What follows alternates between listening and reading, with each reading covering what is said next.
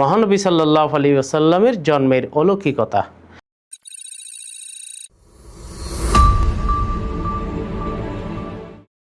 আসসালামু আলাইকুম ওয়া রাহমাতুল্লাহি ওয়া বারাকাতুহু। ইন্নাল হামদালিল্লাহ ওয়াসসালাতু ওয়াসসালামু আলা মান লা নাবিয়্যা বা'দা, আম্মা বাদ। সুপ্রিয় দর্শক, মানাহিল টিভির পক্ষ থেকে আপনাদেরকে স্বাগতম। আজকে আমরা একটা বিষয় নিয়ে আলোচনা করব। বিষয়টি হলো মহানবী সাল্লাল্লাহু আলাইহি ওয়াসাল্লামের জন্মের অলৌকিকতা। নবী সাল্লাল্লাহু আলাইহি ওয়াসাল্লাম জন্মগ্রহণ করেছেন, ওনার অনেক অলৌকিক বিষয় বিশ্ববাসী দেখেছে। তার মধ্যে একটি হলো নবী সাল্লাল্লাহু আলাইহি ওয়াসাল্লাম নিজেই বলেছেন, মিন কারামতি আলা রব্বি আন্নী উলিদতু মাখতুনা ওয়ালাম ইয়ারা আহাদুন সাওআতি। অর্থাৎ আল্লাহ পাক আমাকে সম্মান দিয়েছেন, আমি খতনা অবস্থায় জন্মগ্রহণ করেছি এবং কেউ আমার লজ্জাস্থান দেখতে পায়নি। তাহলে এটা হলো একটা বিষয় যে উনি খতনা অবস্থার মধ্যে তিনি জন্মগ্রহণ করেছেন। এভাবে খতনা করা কিয়ামত পর্যন্ত মুসলমানদের পুরুষের জন্য সুন্নত, মহিলারাও জায়েজ, তবে এটা বর্তমানে করা হয় না। ইব্রাহিম আলাইহিস সালাম 80 বছর বয়সে তিনি খতনা করেছেন, সেটা প্রমাণিত রয়েছে। ওনার জন্মের আরেকটি অলৌকিকতা হলো, মক্কার মধ্যে একজন ইহুদি ব্যবসায়ী বসবাস করত। হঠাৎ তিনি জিজ্ঞেস করলেন যে তোমাদের এই মক্কাতে কোনো সন্তান জন্মগ্রহণ করছে কিনা। কারণ সে বলেছে ওই সন্তানের কোনো অলৌকিকতা থাকবে, উনি বড় হবে, কারণ আমি গতকালে একটা তারকা উদয় হতে দেখেছি।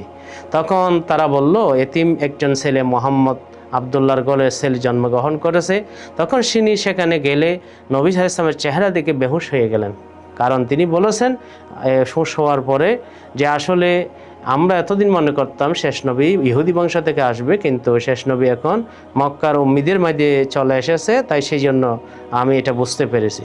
নবী সাল্লাল্লাহু আলাইহি ওয়াসাল্লামের জন্মের আরেকটি অলৌকিকতা হলো, ঈসা আলাইহিস সালাম চতুর্থ আসমানে নিয়ে যাওয়ার পরে শয়তান জিন্নাতরা খবর চুরি করার জন্য চতুর্থ আসমান পর্যন্ত যাইতে পারে, এর বাইরে আর যেতে পারে না।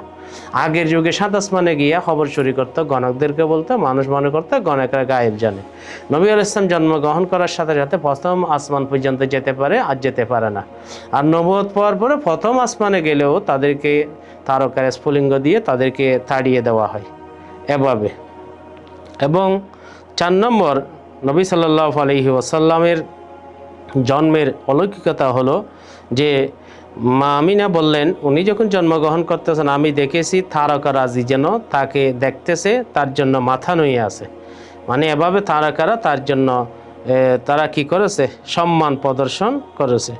এভাবে নবী সাল্লাল্লাহু আলাইহি ওয়াসাল্লামের আরেকটি অলৌকিকতা হলো, উনি যখন যেই দিন জন্মগ্রহণ করেছেন, কিসরার সিংহাসনের মধ্যে ভূমিকম্প শুরু হলো, তাদের 14টি গম্বুজ তারা ভেঙে গেল। এর দ্বারা বোঝা যায় যে 14টি বাদশার পরে তাদের ক্ষমতা ধ্বংস হয়ে যাবে।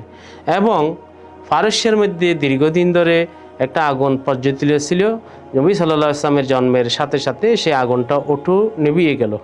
এগুলি নবী সাল্লাল্লাহু আলাইহি ওয়াসাল্লামের জন্মের বদৌলতে এই সমস্ত অলৌকিকতা বিশ্ববাসী দেখতে পেয়েছে। নবী সাল্লাল্লাহু আলাইহি ওয়াসাল্লামের জন্মের আরেকটি অলৌকিকতা হলো যে তাফসীরের মধ্যে এসেছে, ইবলিস শয়তান 4 বার বড় আওয়াজে ক্রন্দন করেছে। একবার হলো যখন তাকে অভিশপ্ত করা হলো, দ্বিতীয় হলো যাকে যখন দুনিয়াতে পাঠানো হলো, তৃতীয় হলো যখন নবী সাল্লাল্লাহু আলাইহি ওয়াসাল্লাম জন্মগ্রহণ করেছেন, আর চতুর্থ হলো যখন নবী সাল্লাল্লাহু আলাইহি ওয়াসাল্লামের উপর সূরা ফাতিহা নাজিল হলো। নবী সাল্লাল্লাহু আলাইহি ওয়াসাল্লামের জন্মের আরেকটি অলৌকিকতা হলো, মক্কার কাবাতে প্রায় 360টি মূর্তি ছিল। নবী সাল্লাল্লাহু আলাইহি ওয়াসাল্লামের জন্মের দিন এই মূর্তিগুলি মাথা নুয়ে গেছে, অর্থাৎ তাদের মাথা নুয়ে গেছে, অর্থ হলো তাদেরকে আল্লাহ পাক এভাবে গর্দন মুছড়ে দিয়েছেন। নবী সাল্লাল্লাহু আলাইহি ওয়াসাল্লামের জন্মের আরেকটি অলৌকিকতা হলো যে নবী সাল্লাল্লাহু আলাইহি ওয়াসাল্লাম যে উনি জন্মের পরে যে অনেক জায়গার মধ্যে অনেক কিছু অলৌকিকতা মানুষরা দেখতে পেয়েছে, এবং যার সাক্ষী বিভিন্ন দেশের মানুষেরা সেই দিন তারা দিয়েছে, নোট করে রেখেছিল। এভাবে নবী সাল্লাল্লাহু আলাইহি ওয়াসাল্লামের জন্মের আরেকটি বড় অলৌকিকতা হলো, ওনার মা বলেছেন আমি ওনার জন্মের সাথে একটা আলোক রশ্মি দেখতে পেয়েছি, যেখান থেকে আমি রোমের সিংহাসন দেখতে পেয়েছি।